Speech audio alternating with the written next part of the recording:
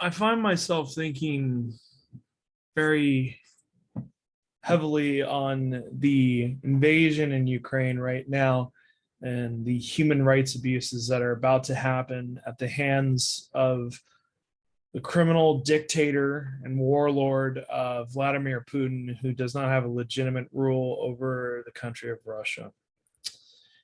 And I I feel true sorrow for anyone who knows someone, a loved one that has lived, is living in Ukraine. I feel sadness and pain for all of those men, women, and children, pets, animals, all living beings in that country, and the war that they're about to continue to face. And I've had a lot of questions asked to me about why this is happening, because this is quite a complex issue, and why Putin is doing this. So strap in. I'll do my very best to catch up to speed. In 2014, Vladimir Putin annexed Crimea, which is the sort of southern tip of Ukraine. And it's been an absolute miserable existence for people living there. It's gone under Russian control. And Ukraine is split in many ways. They had a civil war. And the split occurs on the Eastern Front and the Western Front. So on the Eastern Front, a lot of the violence was pro-Russian forces, which for many years were claiming that it was actually Russian soldiers. And on the Western Front, it was pro-Ukraine, right? And there's sort of DMZ, right, in the middle there. Also, in the middle of this conflict, which has, I don't know how well this video aged over years, but Chernobyl was taken back to Russia, one of the single worst man-made ecological disaster in world history, the most radioactive area on the planet. This in the Red Forest, such high radiation levels that'll kill you in such a short period of time. But when this happened and this sort of revolution occurred, something interesting happened in the United States. Barack Obama decided to use soft power, sanctions against Russia. And overnight, the Russian economy collapsed. You would see, say, a car was going for 10,000 rubles. There was hyperinflation. So the next day would be like 17,000 rubles, right? Just absolute chaos, right? People were scrambling to get things because the United States started putting some serious embargoes on Russia to really limit their capabilities to deal economics across the world. Now, you got to understand Vladimir Putin a little bit. Vladimir Putin came up through the KGB, and the tactics that the KGB used were very similar to that of the CIA. And the way that they would get funding, right, would be to utilize illegal activity. So usually it's through the Russian mafia. So it's guns, drugs, gambling, and human trafficking, right? So they were able to fund their black ops budgets, right? And really expand during a time of a lot of military growth in Russia. Of course, as the end of the Soviet Union collapsed, the end of the Cold War, after sort of the proxy war with Afghanistan, we'll see if Ukraine becomes Afghanistan or not. The KGB was instrumental in selling off a lot of the arms dumps and nuclear weapons and guns and helicopters and tanks and what have you, making tremendous amounts of money. Now, Putin is one of the wealthiest human beings on the planet, whether or not it's acknowledged. It's just simply a fact. He utilizes his Russian banks, and he puts CEOs in power uh, of all different companies, both legitimate and illegitimate, to launder money and to utilize it to essentially back his own personal fortunes, and holds many homes, as we've seen, some of the largest homes in the world. He owns, and there's one on the Black Sea, and then of course, an oligarch goes, "Oh, no, no, no, that's mine," right? It's actually Putin's. It's very clearly stated like that. In this time frame of coming up, Putin became very vicious, and he is one of the only presidents, if you can even call that, dictators in the world that has ever utilized nuclear radioactivity as a form of assassination for his political opponents. And one of the markings of that is he assassinated somebody he didn't like, I forget his name at the time, but he dropped a tiny isotope had a waiter drop a tiny isotope into this man's tea as he was being interviewed by a reporter. I think it was one of his former hitmen, actually. It was so radioactive that he got his entire family radioactive, and they all died. And all throughout London, they had to find these places of radioactivity. I believe it was London. And it was just a horrible, horrible experience. This guy is a ruthless killer. And he's been able to hold fear of his country for quite some time using these really terrifying tactics. And, as it's been said, when he goes to a place like Georgia or Chechnya, etc., he puts these strong men whose only job is to essentially utilize his will to beat down their own country's people, right? Now, Ukraine's been in a civil war for quite some time, right? They've been prepared for this, but they aren't NATO. Now, why does Putin want it? Well, the major reason is because places like Poland, Lithuania, Hungary, Romania, they have short-range nuclear missiles installations aimed at Russia. Should a nuclear war break out, they will fire and they will hit. So if you're not familiar with nuclear weapons policy, the reason why the United States and Russia never face each other is because Russia could launch all 6,000 nuclear weapons and hit the United States. It's every single spot in the United States, and we'll still live, right? And I'm sorry, our nuclear weapons will still survive. We may die, but what will happen is we have numerous nuclear weapons submarines ready to fire back with enough warheads to end any country on the planet, and we have a nuclear holocaust and we all die, and it's a zero-sum game. That's why nuclear weapons are never really a beneficial thing. Yet Putin in this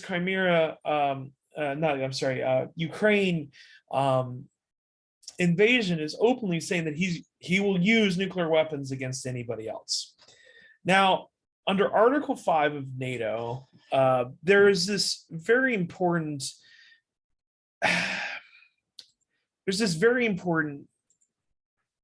idea. And if one NATO nation is attacked, all NATO nations are attacked. So as you'll see here, we have numerous sort of nations marked in blue. These are all NATO nations. So if one of these are attacked, all of them are attacked.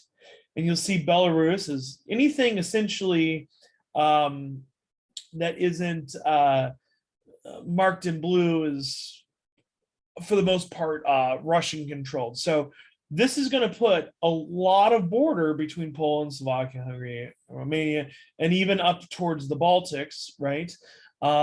Where, like, such as Lithuania, where Russian soldiers and US soldiers are going to come face to face. And this is going to pose an issue because if one of them are attacked, we enter World War III. All nations are attacked. Now, President Joe Biden has said that he's not going to utilize force. Now, this is a very, how should I put this? This is a very odd time to have Putin attack. But if one thinks about it, it's sort of, I should say, it makes sense because Putin started a lot of policies against the United States simply because of this this war, right? So not war, but this impending war of nuclear weapons standoff. He doesn't like the fact that nuclear weapons are aimed at Russia, and he wants to exert his dominance again. And one of the parts of being a kind of a shitbag dictator is that controls the entire media. Anyone who protests against him is charged with rioting and terrorism. There's no freedom of speech for the most part. It's a criminal sort of empire. And one of the things is there's always somebody ready to come in. And we're seeing right now, even in the early sense of this invasion, Ukraine, Russian soldiers and Russian generals are not really too happy about it because there's many Ukrainians that they're family members with. It's demoralizing to the troops. And Putin is always, one step away from doing something pretty drastic. Do I think an overthrow is going to happen? I mean, that's far beyond what I could say. But when something like this happens, it's usually a big play, right? It's a big push of power. And he's been in a lot of political heat. And he's in the period of incarcerating right now as the trial's going on Alexei Navalny, which is a huge critic of Vladimir Putin. He's gained a lot of popular support. He's sort of in a kangaroo court right now where they're just going to try to throw 15 more years out of him. They've tried to assassinate him with poison multiple times unsuccessfully. He's a real voice for the Russian people. We're seeing a lot of rioting, and by that peaceful protest, right, going on in Russia. And something like this it's just bad for business, right? Because the moment that Barack Obama put sanctions on Russia, the hyperinflation occurred, and it took many years to overcome that. And it wasn't ever 100% sanctions, right? If we get 100% sanctions, so sanctions that have been put on right now include sanctions on all parts that Russia would need to repair their military vehicles and equipment. Also, there's a tech freeze for all U.S. tech companies to Russia, so they're not going to have a massive amount of technical servers and hardware. There can be soft power such as, and I mean, I guess it's sort of debatable if this is soft power, but there could be cyber warfare. Anonymous has already hacked RT's, Russia's one of the major international news outlets' website, and shut it down based on this response. They're getting a lot of backlash. And when Obama did all this, Putin in return did everything he could to try to sway the next election, as we've seen, to President Donald Trump. And it's been considered to be a huge, huge sort of egg in the face that they weren't successful the second time around to get Donald Trump reelected. And this has been sort of a point of contention for Putin. And he's trying to, especially in the eyes of his people, trying to gain control back and gain legitimacy. So today he sort of talked about, he brought in a lot of his internal bank. He has a couple banks that he money launders through, and one of the problems is no one really wants to accept it. And one of the the groups that took the money, of course, was the Trump organization many years back. But no one really wanted to accept the money because a lot of it was well known to be connected to criminal enterprises, and you're essentially money laundering, and it makes you culpable of the crimes. So the Russian banking system, he put in all the leaders of the Russian banks and many different other telecommunications companies. Screen of this so you can see.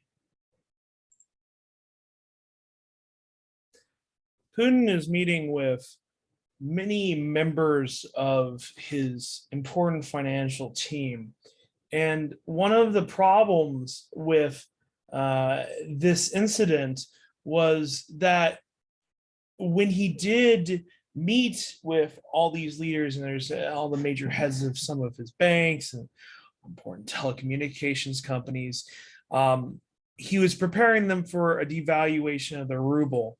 And as you'll see, the ruble has dropped fairly dramatically. It was one of the largest drops in its history. It was about 30%. So it's still only sitting at about 11-ish, 11 and a quarter cents to the US dollar. So it's very weak in comparison.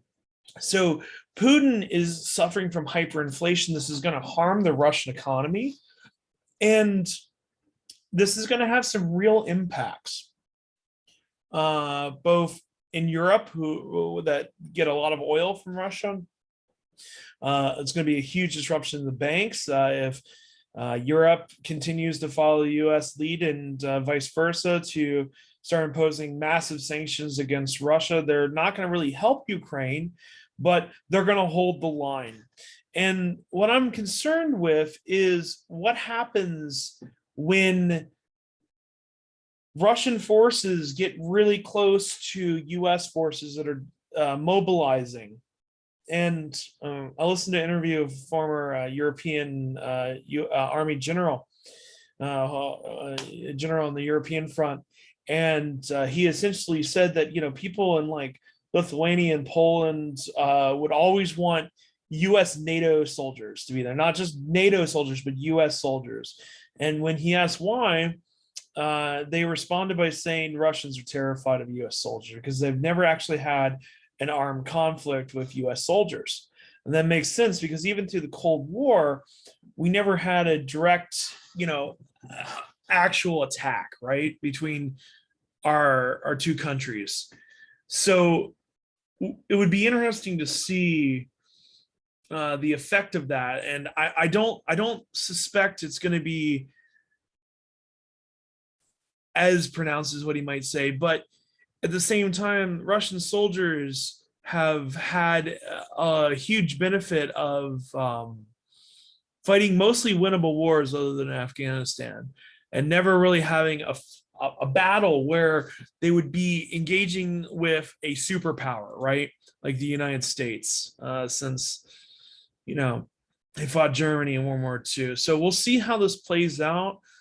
Might do a follow-up video on this a little bit later, but very terrible time for our world, very scary for nuclear weapons because, one shot between US and Russian soldiers on these borders, that's World War III, guys. So fingers crossed. Our thoughts and definitely prayers, and more than that, obviously, go out to Ukraine's people who are fleeing and to other countries for asylum. It's really sad. It's sad to see how our media is covering this for some of our platforms. It's going to be war crimes. It's going to be brutal. It's going to be terrible. And I don't think Putin is prepared for the long-term slog that's going to be in Ukraine, like it has, like he got away with in some of these other countries. This could be his Afghanistan. Only time will tell.